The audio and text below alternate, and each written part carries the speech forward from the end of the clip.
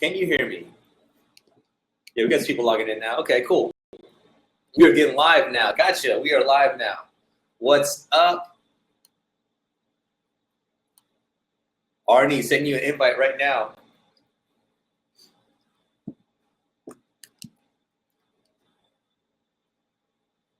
Oh, this little blue light. Huh. Very distracting. I look like a robot. Zero. What's up, Karen? What's going on, April? How you doing? April, I don't think we've officially met. How's it going?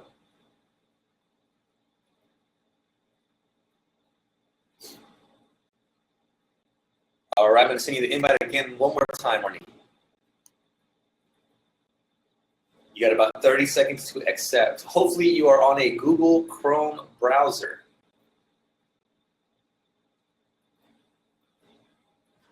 There you go. You're loaded now.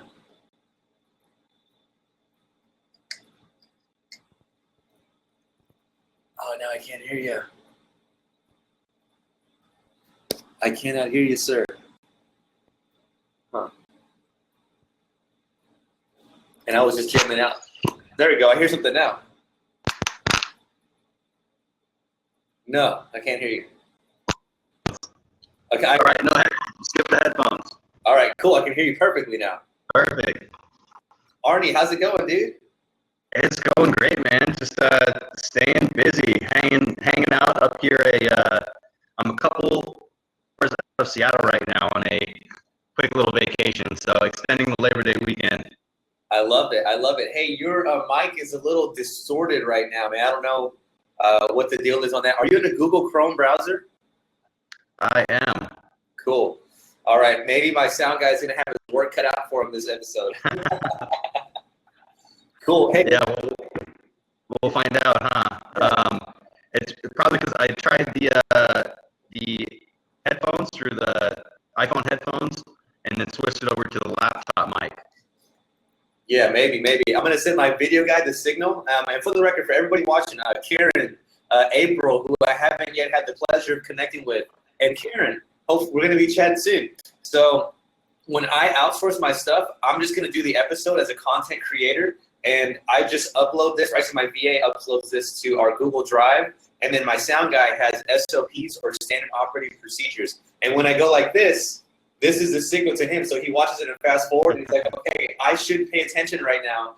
And here is where he starts to cut and get ready to go. So I'm going to do the intro here really quickly, and we're just going to have a very casual conversation if that's cool with you, Arnie.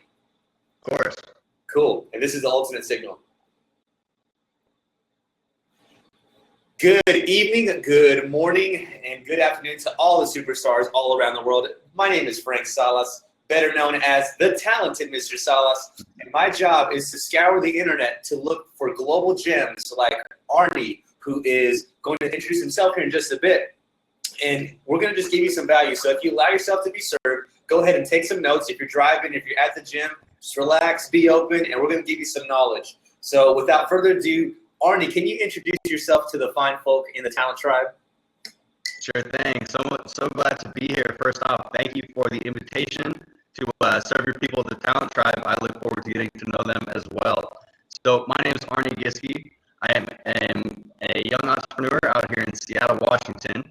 I am also a podcast host, so we got a few things in common here. And I am the founder of Giske Business, which is a mobile app agency. I have just been hustling like a madman this whole year, putting a whole lot of stuff into action, and it's just been tons of fun. Lots of headaches, lots of wins, lots of setbacks, but that's what I signed up for as an entrepreneur, so I'm all about it. That's great. And before the show started, we were actually talking about it's the day after Labor Day, and because you're self-employed, because you can work from anywhere in the world, you just decided, you know what? I'm going to extend my vacation to, actually, it's the day after Labor Day for me, right? Or I don't even know what day it is anymore. Is it still? Yes, Tuesday over here. Yeah, okay, cool. I'm in the Philippines right now, so it's Wednesday morning. It's, Tuesday afternoon out in the West Coast. So, yeah, he was just like, look, I'm going to still work, still do everything I'm supposed to be doing, but I'm going to stay out here. It looks like you're in a nice cabin. Where are you? Yeah, let me pick up the laptop. I'll give you guys a view. Yeah. All right. Let's see. You can see out on the bay a little bit. How's that? Yeah, man, it's good. Is that a lake or something over there? Yeah, that's the Puget Sound. I'm out here in Washington, so I'm just chilling up at the cabin for the extended weekend. Pretty much just not even sure when I'm going to leave yet. You know, that's one of my favorite things about online business is I can do all my stuff wherever. I've really kind of got set in those ways, so I don't think there's any way I'd be able to return to a normal job. You know, I wake up, I make some coffee, I go take my dog out, and flip on the laptop and get to it. You know, and we have some comments coming in right now. This is April Roga, who is an autism awareness associate. I'm assuming she's just sending in some chats. And she says, I'm a bit jealous. I live near the mountains, and I've never been to a cabin. I got to get my business up and running so I can just buy a cabin, which is, you know, really great to say and really fun to say. But, you know, you've been out there and you've done it, Arnie. You've gone down that path, but your life wasn't always this way. Rewind and paint us the picture of the rookie you. What was that like? Oh, rookie me. Let's see. I pretty much started out my business journey in college. I never really fit into the traditional school system, but for some reason I was acing every business class I took. What I didn't like about the school system was they were teaching so much stuff that I didn't feel was applicable to me. I didn't care about geology or math. I wasn't going to be an accountant. But as soon as I got into those business courses and something lit up in me, it saw the real world applications. It got the gears turning in my head. And that was right around the time when more and more people were starting online businesses. So I could just see all the potential of all these mobile apps getting launched, of all these people that are out there hustling and just totally making a living online. So I was just completely enthralled. I knew I wanted to get in there and do something in the space. So I started out like most online entrepreneurs do, and they Google stuff. They just get in there and they try and Google as much as they can and soak up all the knowledge. So I started out, I wanted to blog. This was after I had worked with a MLM company for a sales role, and it was a terrible experience. I don't know if any of you guys have worked with MLM companies, but there are good ones and bad ones like any company, and I unfortunately got hit with the bad one. I had a terrible time. They completely took advantage of me. Coming out of college, I was trying to find a career path, trying to do something entrepreneurial, and they preyed on that pretty much and just kept giving me false promises. But I learned so much throughout that role, so much about sales, about people, about hard work, and that really kind of put me through the fire and flames there, and I came out so much stronger. So after I quit that, I hopped into the online world and started figuring out how to make websites and make a blog. And pretty much from there, I had got enough working knowledge to be able to talk about it, do a few things, and then later I helped out a friend of mine who has another agency as well. I helped him find more clients. So it started out as more of a sales role, and then as I got a lot more into the industry side of it, really picking up all the skills, the lingo, getting a feel for everything that was going on, I just decided to start my own agency. And that's been going since about January now, and it's just blown up in the last couple of months. So it's been quite the ride, and it really just took a lot of dedication and getting past those fears of failure and just saying, you know what, I'm in this, I'm committed, and we're gonna make this happen no matter what. That's great. I want to zone in real quick for a bunch of the superstars that are going to be listening to this here. First and foremost, you went to you went to Google, but I call it YouTube University because Google almost always leads you to YouTube. and you just get in there and learn. And there's nothing wrong with that. That's like the first steps for anything. And Google and YouTube are so powerful. It's never been easier to get knowledge. So if you would want to make a career out of social media marketing or anything, you just go to YouTube and figure it out and apply. Oh, yeah. The second thing I want to go kind of frame in is you surrounded yourself with people that were already doing what you wanted to do, and you were of value to them. So you had a buddy, a friend who was already doing agency work, and you didn't have the knowledge. You were very eager to learn, and you were actively pursuing that knowledge. And then you went up to somebody who already had that going on, and you were of value to them by bringing them new business. And as you were bringing them new business, walk us through that process. Like, how did you learn more? How, instead of just saying, here you go, here's a new client, thanks for the commission, how did you take that to the next step? Oh, so it was terrible at first. I was so bad. Like anyone just starting out with anything, you have to repeat so many things. You have to learn, because at first I had picked up some of the skills, how to do some certain things on websites, how to talk about it, how to talk about digital marketing. But I had never been on the industry side of the people that are actually out there selling these services. So I knew that was going to be the biggest challenge. And I basically dove in head first completely. And I was just chatting with anyone I could. I was going to networking events, letting people know what we did. And, early on, I had some just terrible consultation calls. I remember just running out of things to say within like 10 minutes. And that all just comes in time. You put in that effort, you do those terrible calls and terrible meetings a handful of times, and then you start to pick up on a lot of different tricks, especially because it was more of a sales role than an actual website building role. I was really kind of just through the fire and flames on that as well. I learned very quickly how to actually talk to clients to figure out what they need, not what we offer, if you know what I mean. A lot of people talk about the features, and no one cares what kind of programming languages you know. No one cares what platform you're going to build it on. No one cares how long you've been doing things. All they care about is what you can deliver specifically for them right now. And that is one of the biggest mistakes I've seen. A lot of the salespeople that I work with now, they try and talk about all the cool stuff we can put in an app. They try to talk about just irrelevant things and not about how it's going to serve people. So, Mr. Silas, you are always talking about serving people, so I know you've got this mindset down, man. I'd love to hear a little bit more about your perspective on that as well. Absolutely. You said some key things that I want to go kind of frame in with all the superstars in the talent tribe. You were kind of, it sounds like you were kind of throwing up on people. We all do that as beginning consultants or any type of, new fresh salesperson or new business owners. We just kind of throw up on people. It's like, this is what I can do, and I can do this. And you come at them with like all the value you can bring to them.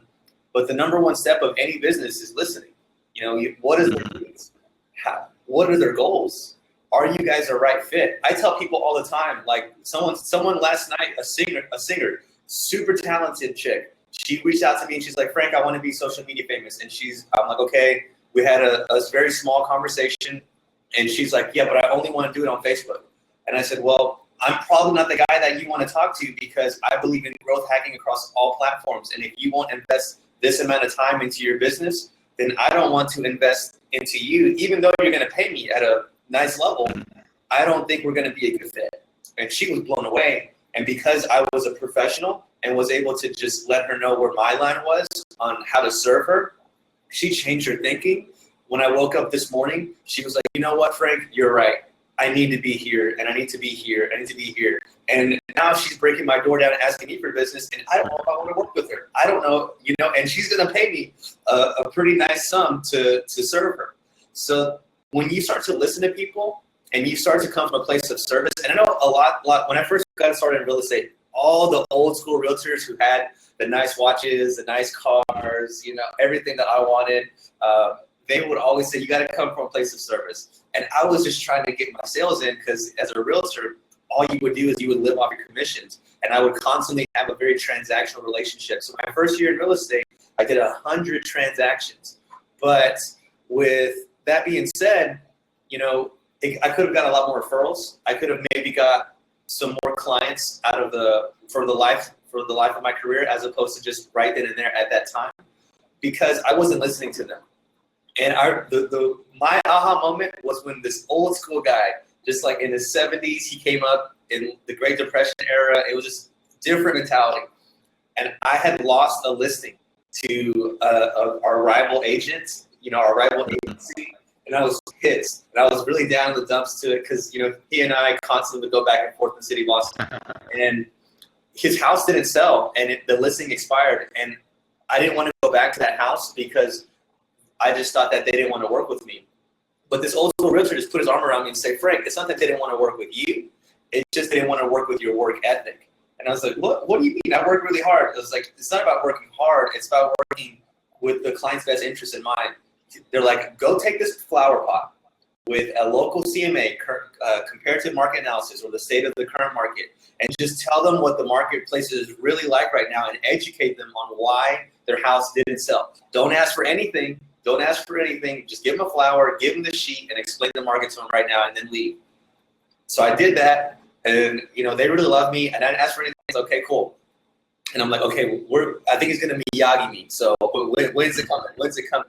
You know, about 10 days later or so, phone rings. Sure enough, it's them. I was like, hey, we still want to sell our house. We've interviewed some more realtors, but you just stuck out in our mind because you didn't even ask us for our business. And you just kind of goes out. And none of these people could tell you the level of value that you give out to the marketplace, just like you did.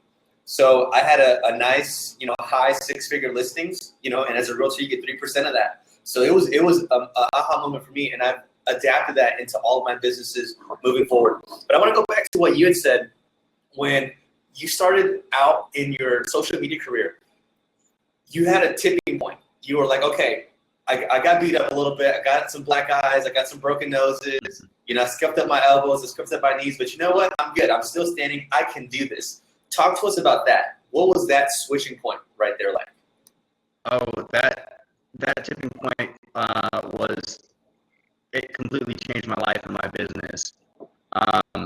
You know, like you said, I was getting beat up on those phone calls. I was not handling those meetings like a professional because I wasn't one yet. And I remember the month of March this year, I was, you know, pounding on doors. I was getting on calls, just really trying to make it happen. And I didn't get a single sale that whole month. And with the amount of people that I had talked to, I knew something was up. And I was hurting. I was down in the dumps. And I was just, you know, that's really the tipping point where people feel like giving up. And I knew I didn't want to. I had worked so hard on building up everything I had. I had previous successes, but I was in that rut. And that rut was 99% mental, you know? So I reached out to some of my agency partners. I pretty much just told them the situation. I said, hey, man, I need help. Something is not working. Something's not sticking right now. And just having that support system there for me, I probably got on 3 or 4 calls with different partners that I look up to and work with.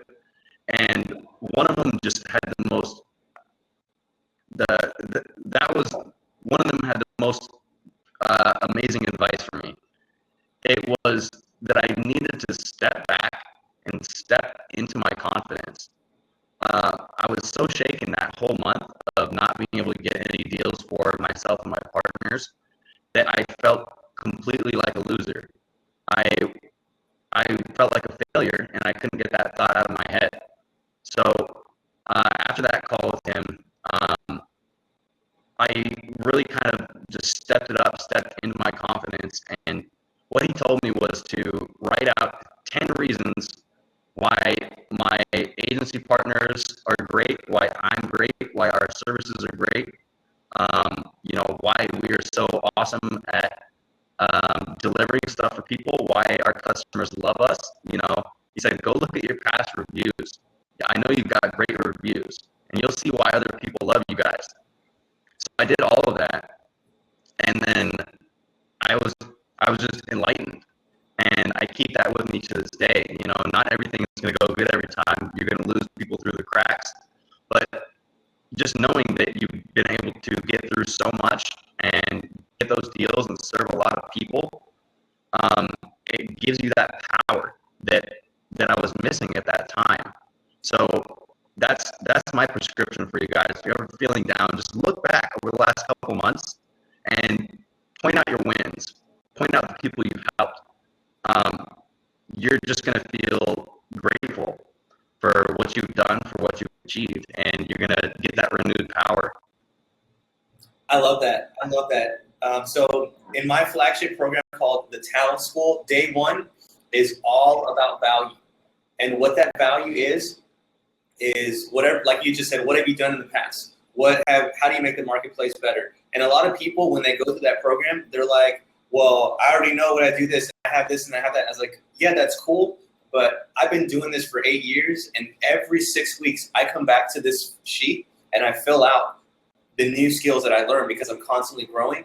And also, I just go back to like kind of boost up my confidence. And I'm a very confident individual, but like you, if I lose deals all the time, there's so many proposals that I send out just because you have to in this business that I don't get. And then I feel like, man, that guy was a whale. That guy was a professional, and he didn't want to work with me.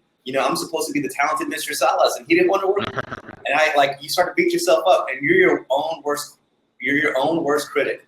And when you have that mentality, like you said, 99.9% of his mental, it just perpetuates itself. So that was a really great exercise for everybody to really jot down and say, okay, write down just 10 things that I'm awesome about. Write down 10 ways that I can bring value to the marketplace. And for all my superstars who are in the talent school, get your 100 exercise in. It's the 100 things that you're an expert of, and just constantly revisit that before every proposal, before every Periscope, before every live stream, before every podcast, because you are of value to this world. You are of value to the marketplace. Maybe you might not be the best person in your sector, but guess what? If you're taking the actions, you're better than 99.9% of people. So phenomenal advice from your buddy. And okay, so that launched you into, all right, cool, I got my swag back. I'm going back to the marketplace. I'm going to hit it hard. I'm taking heads. I'm drinking blood. I'm dominating the battlefield. I'm just going to make it happen. Talk to us about what happened after that. Talk to us about the successes. How did the snowball start rolling after that?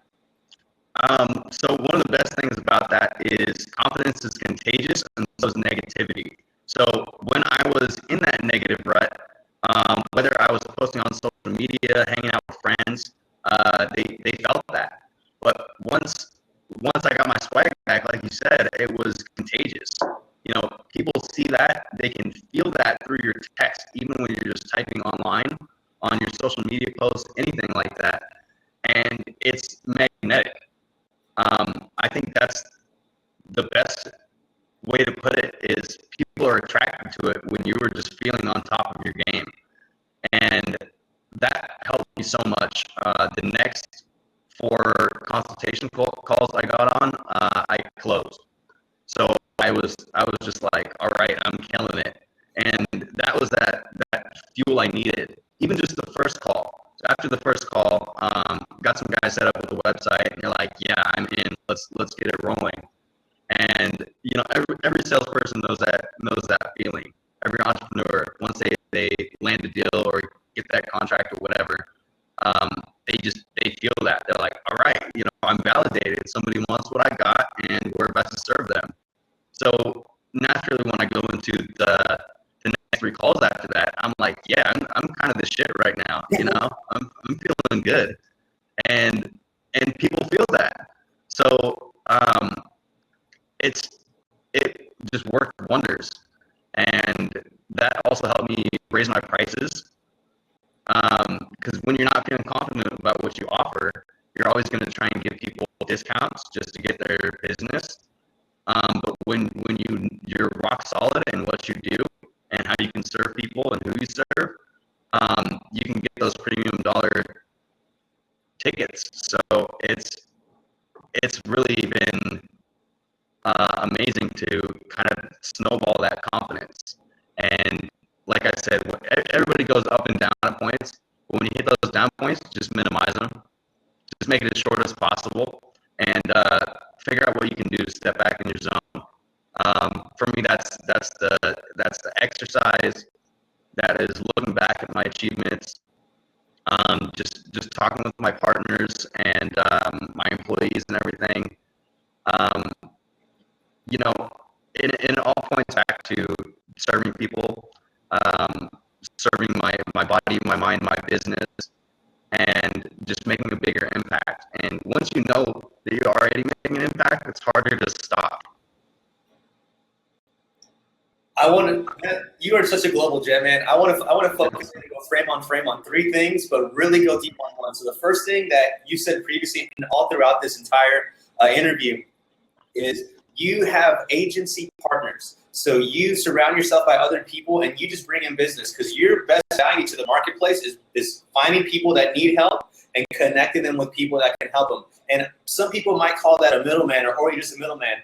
I call it a facilitator, and maybe that's a realtor coming out of me. But when people buy a home through me, they're like, oh, well, you're just unlocking doors. Not really.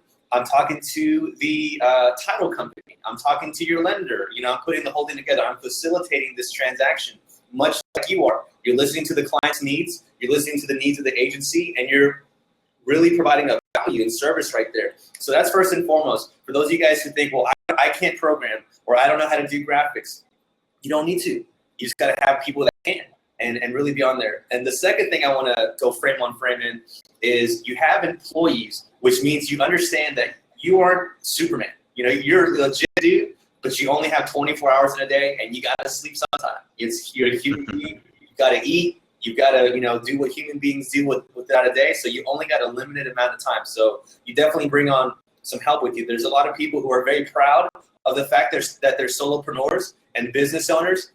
But if you want to play this game, you got to upgrade yourself to a CEO and make executive level decisions. And then the final thing that I want to focus in on, and I would like for you to expand on, is you raised your prices. And a lot of people, would go up and say, I want to earn this business. I'm going to drop my prices. And first and foremost, I want to kind of give my take on it before I hand it over to you. But my pricing is high end.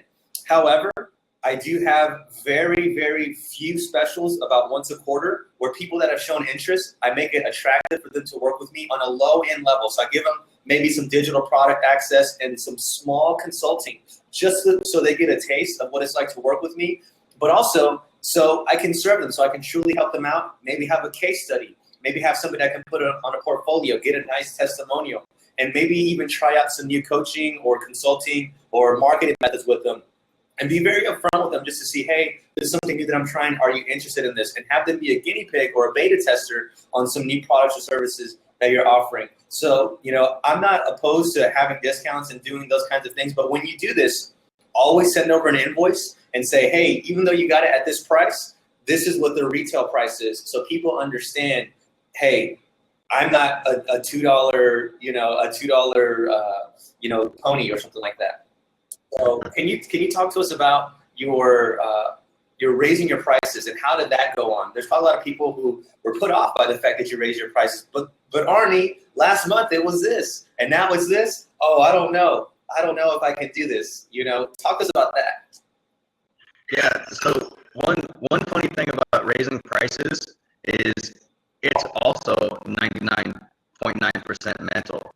There's always going to be people that are cheaper than you. There's always going to be people that are more expensive than you. And you just need to show up and communicate value. You need to have a strong brand. You need to have a strong confidence and a strong pitch. When you do that and you target the right people, the price almost doesn't matter. There's people out there making websites for $250. That's not sustainable, and there's people out there making them for 25 grand. So, we're not either of those guys. Yeah, this guy. So it's just so important to figure out your power.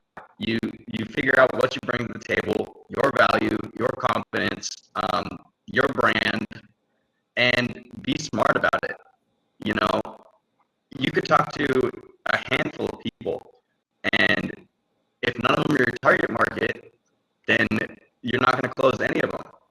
You know, there are plenty of people that are out there that pay 25 grand for websites, and there's plenty of people out there that pay 250. So really getting qualified leads is the absolute number one way I've been able to raise my prices.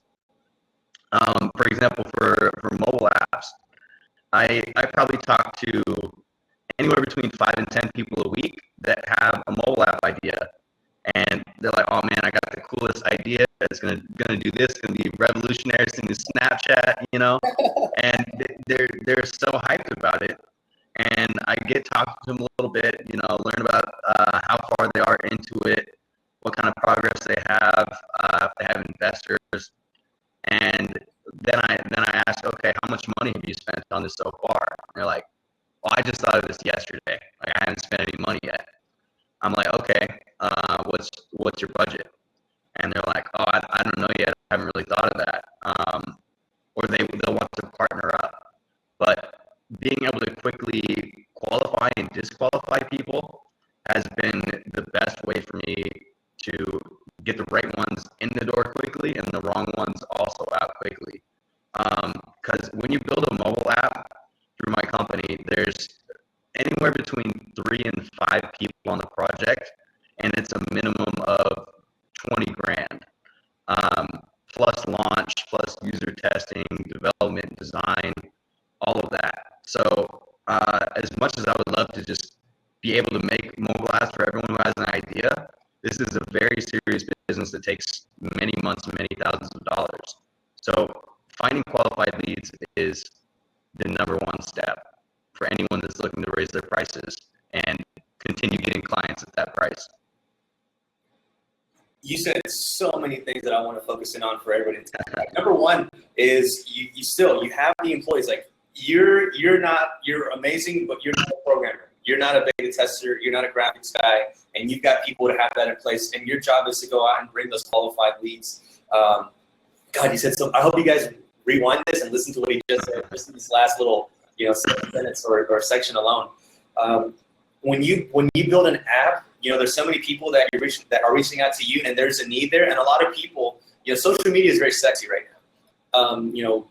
CNN, all the NFL teams, it's 2016, all the NFL teams are now live streaming their practices, their interviews with their players, and they're building that following. And me and all my influencer friends, I'm sorry, Mom, my influencer friends and I, last year, we started, periscoping in March of 2015. And we've been ahead of the curve. And now it's just this year, and this Q4 of 2016, about to hit mass social acceptance. And that's going to really perpetuate this whole industry that's already oversaturated with a lot of unprofessionals who are learning as they go, which is totally normal. And if you want to stand out, and if you want to be the person that can raise these prices, that can charge a minimum of 20 grand for an application, you've got to have the team around you. You've got to be able to deliver. You've got to have that reputation. So you've got to get started somewhere. And it's crazy that you are so new into your career, at least, having your own business, and you're dropping 20 grand apps. I mean, that's a feat in itself. So first off, I've got to congratulate you on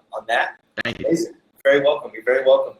And for people who are listening to this, are like, this sounds great. I'm really hyped up. I'm really jazzed up right now. Oh man, Frank and Arnie are awesome. I can't believe there's some diamonds being dropped right now. There's a bunch of value here, but let's get to the meat and potatoes. A lot of people who are listening to this podcast might be listening to this on their way to work. They might be in traffic. They might be hating their job. I've had people call me, right before they go to work, and they're crying. They're like, Frank, I don't want to do this anymore. I'm away from my family. I wish I was being able to extend my vacation another day, to go see my mama who's 92 years old, who may not be here next year. I mean, this is a real life conversation I had yesterday. And, it seems a little too out of their reality right now. So for somebody like that, what can you do, or what can you say to them to just get started? What can you say to them to just take those first steps and maybe make it a little bit actionable? Let's say they want to be a social media consultant. Let's say they want to be a social media guru or something. How do you start going down that path? All right.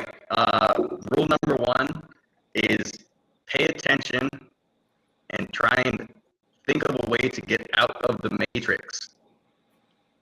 One more time. Think of a way to get out of the matrix, all right? There's something that I learned very early on when I started studying business in college that was this huge mental shift for me, right?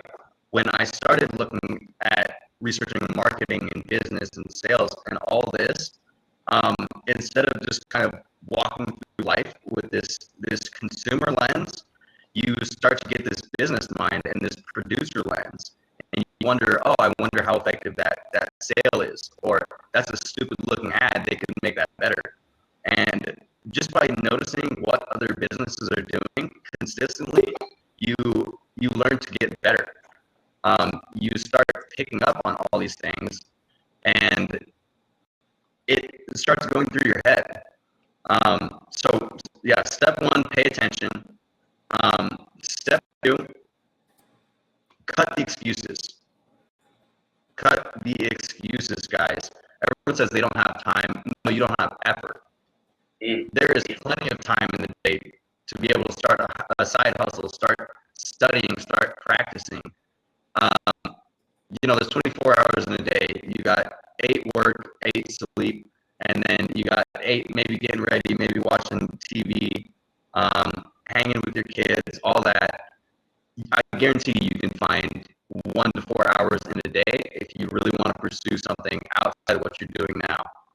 It's all about that dedication. Dedication has been such a huge part of it for me. As of September 1st, I am 5 months sober.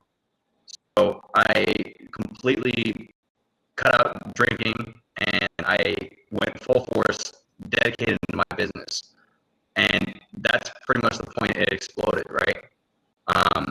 That was right around when that confidence was shaken. I quit.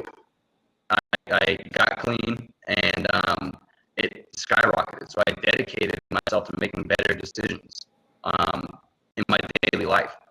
I lost friends, and I picked up new ones that were taking me to new heights. So if you're really serious about transitioning into entrepreneurship, make better decisions, figure out how to get out of the matrix, pay attention to things, and don't make any excuses, because the number one thing about entrepreneurship is it doesn't give a shit if you have excuses or not. You get what you deserve. You show up in the market, you bring value, you'll get return value. If you put in zero work, you get zero reward. So it's the realist, Frank, you know this. You put in tons of work on a ton of different places. You drop in value all the time, and it gets returned to you. What I see too often is the half-assed entrepreneurs. I got to call you guys out. I'm sorry, but if you're not actually dedicated to leveling up consistently, if you think it's a get rich quick, you think you can just show up with no brand, no reputation, and start making big money. That's not the case. You got to be in there for the long haul. You got to dedicate yourself to education, to getting connected with smarter people that are doing what you want to do. And it has just been unreal for me this year, being able to do that and just progress like crazy fast because of the better decisions I've made. And that's pretty much what led me to where I am now. And it's just all about making better decisions on the daily. Man, that's great. So, to your point, I feel like so many people, especially all my influencer friends, we don't even drink. We don't go out and party and that kind of stuff because we're on camera so much. Just the health benefits alone. Also the energy levels. Almost all of my influencer friends are sober, myself included. I've only went out and drank maybe twice this year. My friends who knew me, before I started my social media career, they're like, "What? Frank Salas?" They would never believe that. So it definitely has changed my life. It honestly has been one of the best things that's ever happened to me. I was always productive. I've always had a team, but I'm on steroids right now. And you don't realize how much money, how much resources, meaning time and energy you spend on drinking, going out, and recovering. And I still go out to bars. I still go out and I have a great time with my friends and my family. I just don't drink. They're drinking a Pepsi or Coca-Cola or a Virgin Mojito and smoking a cigar. You know, that's what I love. Yeah. I still smoke cigars, so I wouldn't say like I'm fully sober, but I mean, it's a cigar. So That doesn't count. yeah. So it's just, chilling, relaxing, and that's really something that I feel a lot of people would benefit. I'm not saying change your life. If you want to rage, hey, go and rage, but just realize that when you rage, that's taking some time out of the time that it's going to take. No matter which way you spend it, I don't care how good looking you are. I don't care how much money you have to put into Facebook ads. I don't care who your friends are. At the end of the day, it's still going to require a certain amount of time. And whatever you do, watching TV, watching the football games, like I love the Dallas Cowboys, and man, I might have to miss some games this year, and this happens to me every year. There hasn't been a year since I've been in business that I've caught every single game for the Dallas Cowboys. And like, for anybody who knows me personally, I love the Dallas Cowboys. I have Dallas Cowboys koozie. I have Dallas Cowboys keychains, Dallas Cowboys cigar cutters. Like, I'm a Dallas Cowboy fan until the day that I die, and I have to miss the games. I'm actually doing a podcast during the season opener this year, next Monday. And that's just the sacrifice that I make. So really think about the sacrifices that you're going to make. I really like how you said that. And then the excuses, man. You said if you don't make a time for social media, it's not that you don't have the time. It's that you haven't made a priority just yet. And you've got to start telling your brain that and really reprogram your brain. And like you said, 99.9% of anything is mental. So reprogram your brain to say, I have not made social media a priority. And if you are sleeping 8 hours, I sleep 6, maybe 4, it just depends. If you are sleeping 8 hours, if you are going to work for somebody else for 8 hours, driving in traffic 1 hour each way, you have a family, you got to make dinner, you got to do all that stuff. Guess what? It's going to look like this. You wake up at 6, 7, or 8. You get to your office whenever you get there. You come home at 6, 7, or 8, and you spend 1 or 2 hours with your kids, with your wife, with your husband. And guess what? You're up until 2 in the morning working on your business. If you can't put the effort in like that, I'm sorry. I hate to be the one to tell you this. You don't have a business. You have a hobby. You're an enthusiast. You are not going to be successful as fast and on the scale that you want to be because you have not yet put the work in. So a lot of people might be listening to this on Labor Day in 2016 or futures Labor Days or future holidays. There's no holidays. Like for me, I'm in the Philippines right now, and there's no Labor Day here, of course. But to me, it's just another day. I work every single day. I work on my birthday. I work every single day. It's not work for me. It's a passion. It's my lifestyle. I know I'm building my empire, and I don't have anything near of where I want, but I'm doing pretty dang okay. And everybody has different definitions of success. And because, like you, I surround myself with people that are much, much, much further along the journey than I am. My definition of being rich is being taxed at 8 figures. That's my definition of being rich because I hang out with those guys. Those are the guys that I really model myself around. So we're going to wrap it up here. That was a great, just, step-by-step, executable, actionable step right there. Where can people find you, Arnie? Where can people connect with you if they want to take that next step with you and see what you're all about?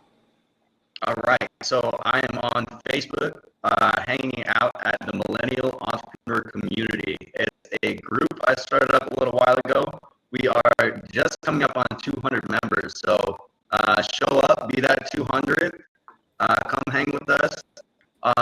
Also, you can check out my podcast at themillennialentrepreneur.com.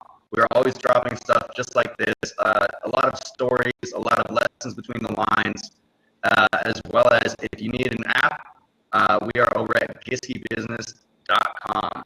So come check us out, learn about the team a little bit. And one last piece adding on to what you're saying there, we got through these 3 awesome steps. The 4th one, you went over it, but we got to highlight it, man. You got to find something that lights you up, or else you're not going to spend those extra times up until 2 in the morning. You got to find something that will absolutely light you up, or else you won't feel compelled to spend more time on it at all. You really need to get something that you look forward to when you get off work. I don't do what I do because it's a job. I do what I do because I enjoy it. I enjoy every piece of it. Building a business, building a brand, building an influence. And Frank is all about that as an influencer. He knows he's in it for the long run. So he's putting out stuff all the time. And you got to do the same. Just make sure you do something you love. Great stuff, man. Great stuff. Arnie, thank you so much for helping me serve the Talent Tribe. Guys, you're going to see a lot more of my buddy here very soon, so stay tuned. And this has been an awesome presentation, courtesy of Arnie. Thanks so much for being out there. Make sure if you're looking for any type of agency work, if you're looking for any type of social media help, if you're looking for an application, obviously, Arnie is someone that is full of integrity. My job is to go out and screen people and find people that are actually real, because in the social media business, there's so many people that overselling the dream and not delivering, and it's really tainting our industry. And I'm really glad to have found a global gem like Arnie. And I don't say that about a lot of people, man. A global gem is seriously the case with this one right here. So reach out to them, connect with him, learn from him. I'm learning from him. I listen to his podcast. I'm subscribed to his podcast. He had a great one on Facebook ads. And I took pages and pages of notes, so make sure you're connecting with them. And I just want to leave everybody with this. If you guys are listening to this and you're not in a talent tribe and you're wondering what the heck a superstar is a tribe member in my inner circle, and that's called the Talent Tribe.